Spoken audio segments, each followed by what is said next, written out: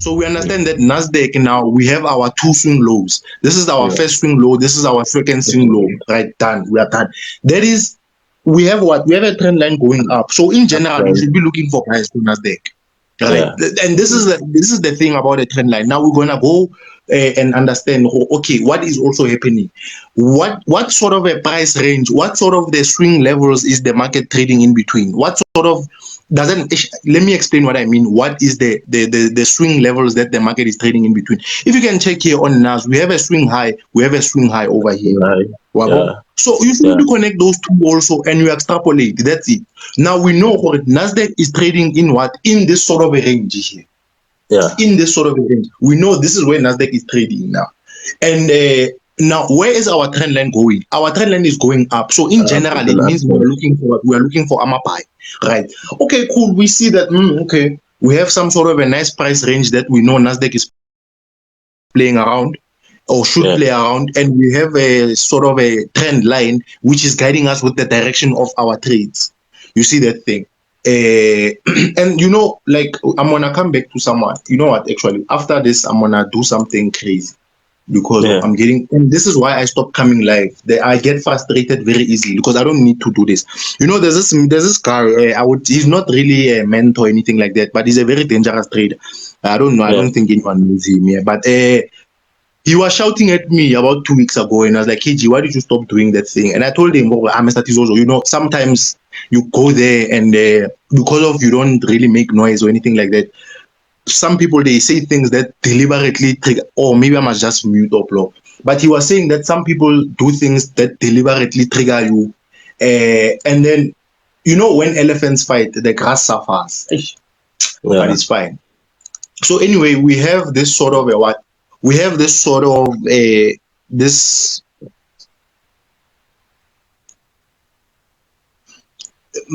so this is, guys, a trend line.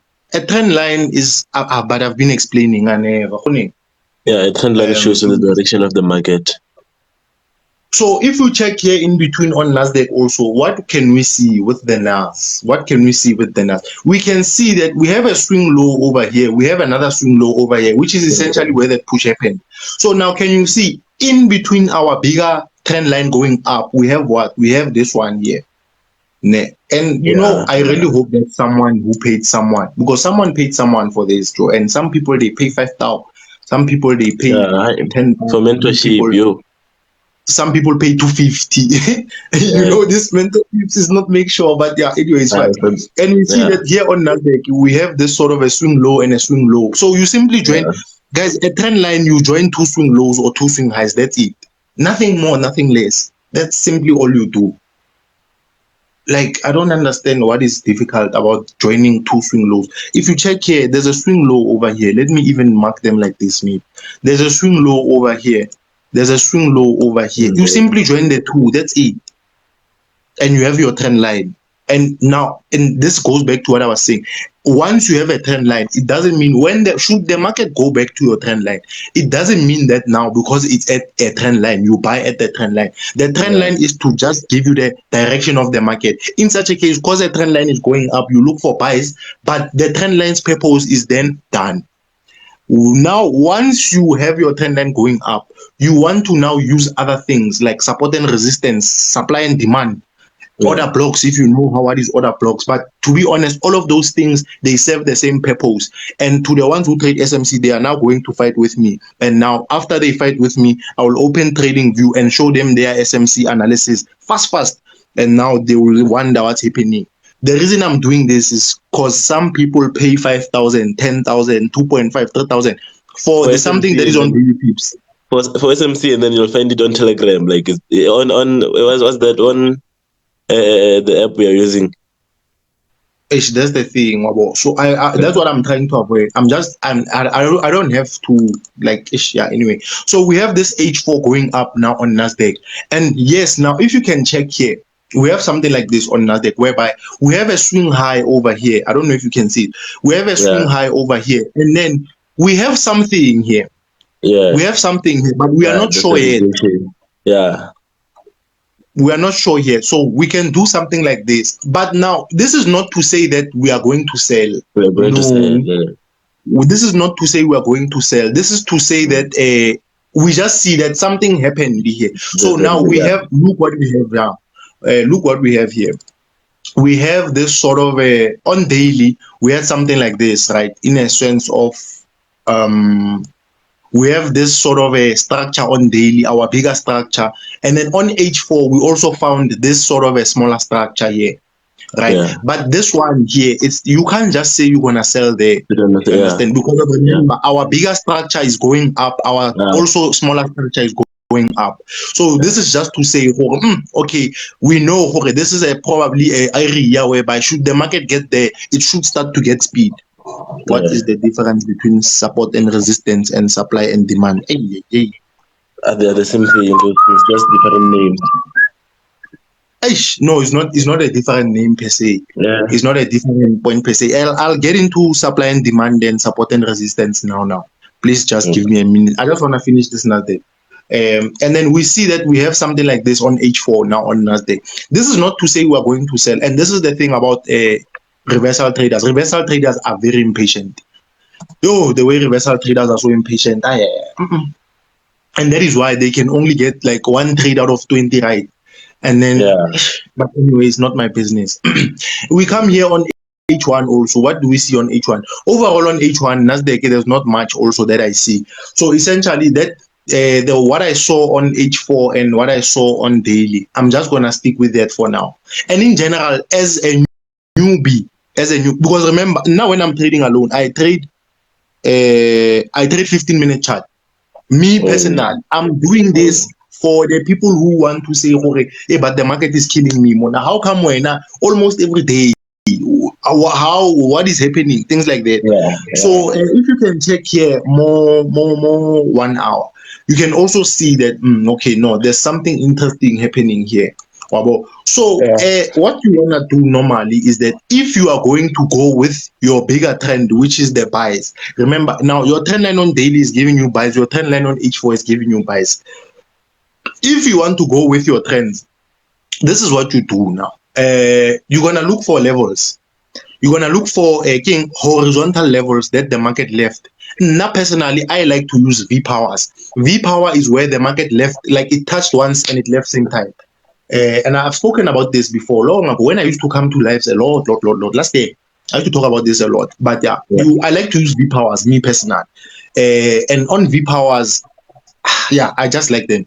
And how do you identify a V power? A V power is where the market touched once and it left. It never got back there again. So if you can check here, you see like this sort of you see there's a V here. The market it touched and it left same time. Great stuff. If you can also check here, there's a young V here where the market came left same time. Right. And those are usually how I mean, this is not how I trade, but those are usually how I would identify these levels. Right. Remember, I'm going to emphasize again, the point of no, it's not ref win. Guys. I think it's again. Okay. TikTok I show how folk.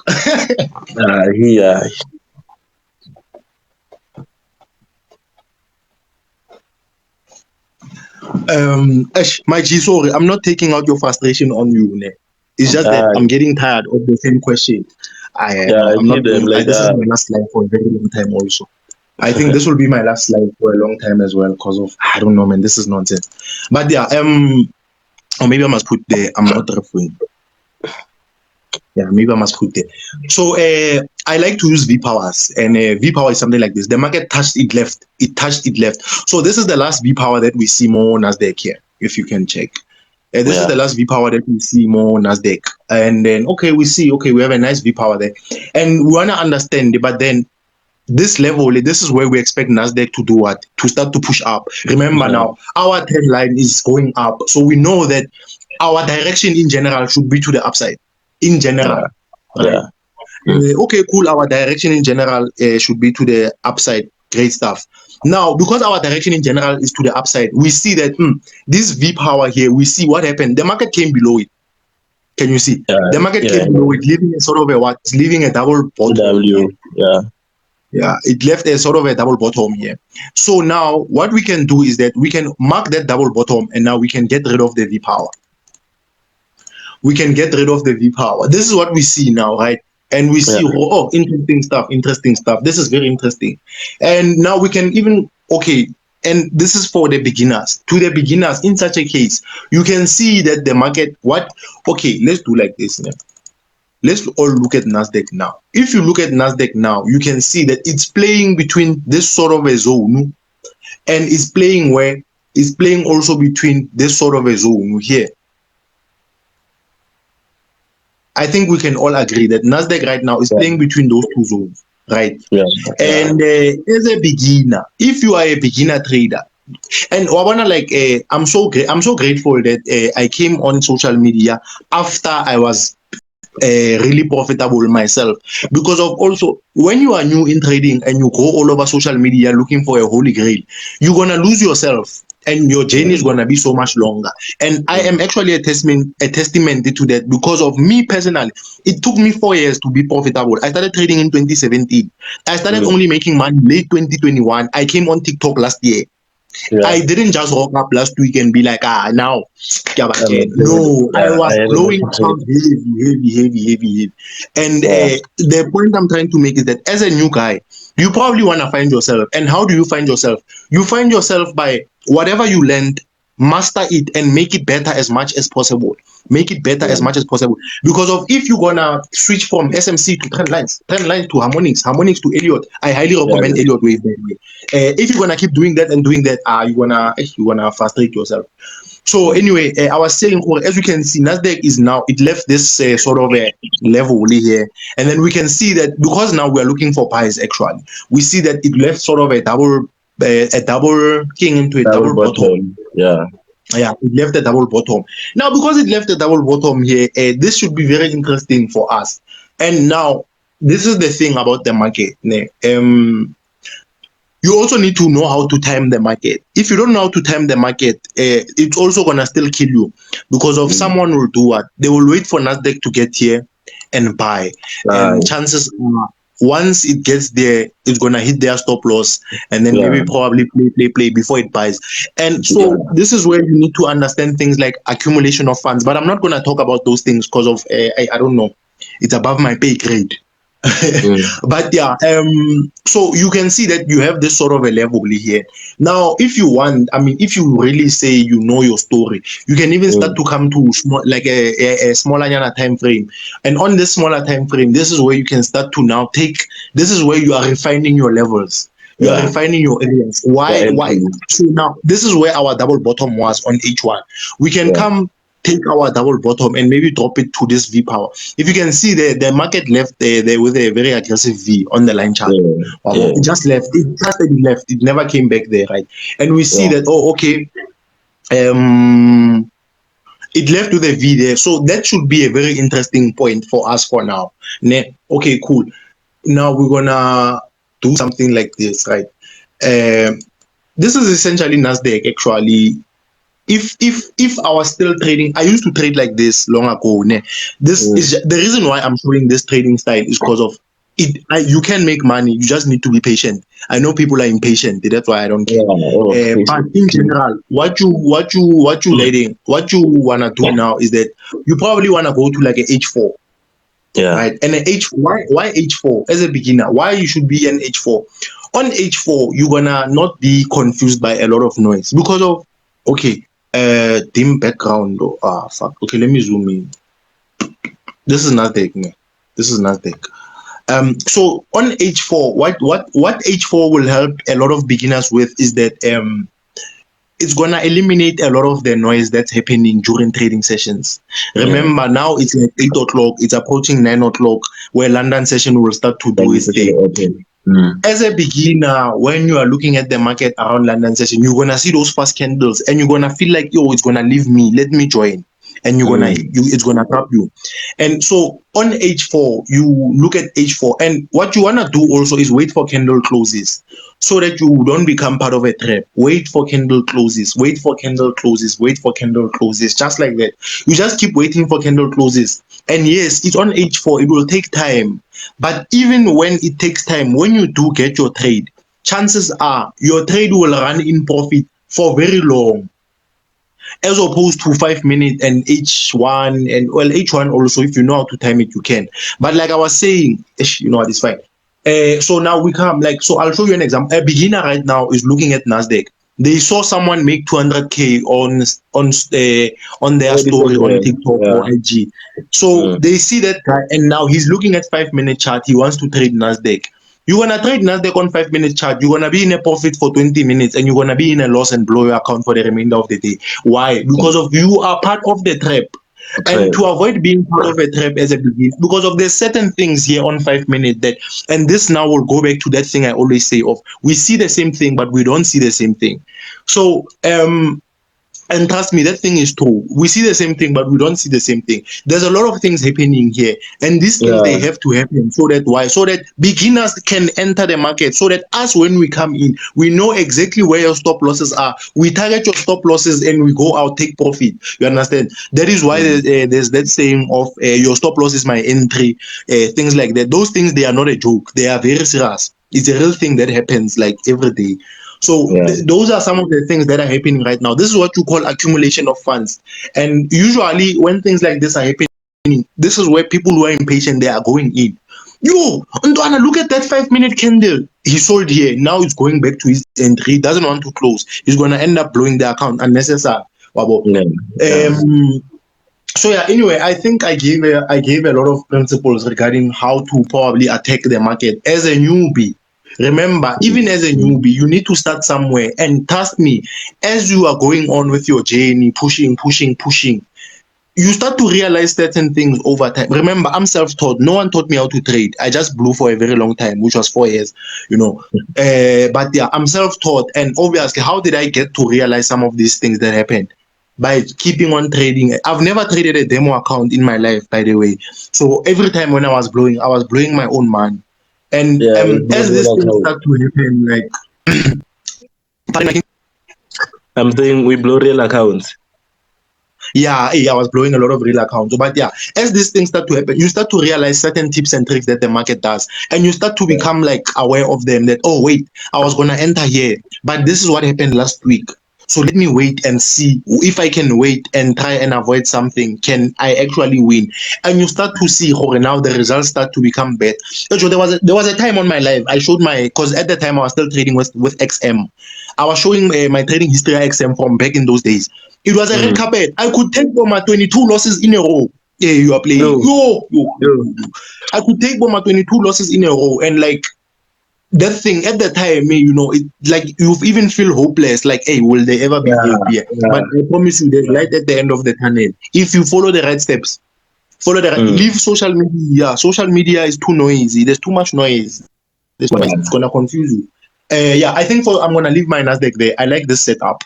We're gonna come back to it the same way. Okay, well, now I deleted the gold I did on Friday, but I had a setup on gold on Friday, and the setup indeed played out exactly as I told them.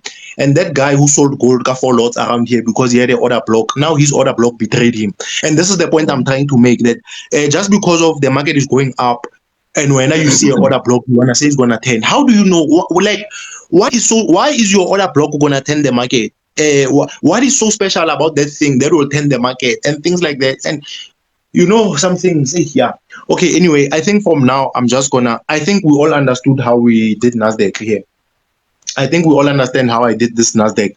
So I'm going to use a similar approach on the rest of the remaining pairs, but I'm going to talk a little bit less because I want to end the live. I'm getting frustrated. So yeah, thanks, Nemaji. Thanks a lot. Thank you. Yeah. Thanks for the roses, my king. Thank you. Or let me even gift my let me gift my voluntary student. Thanks, Nemaji. Thank you. Itara.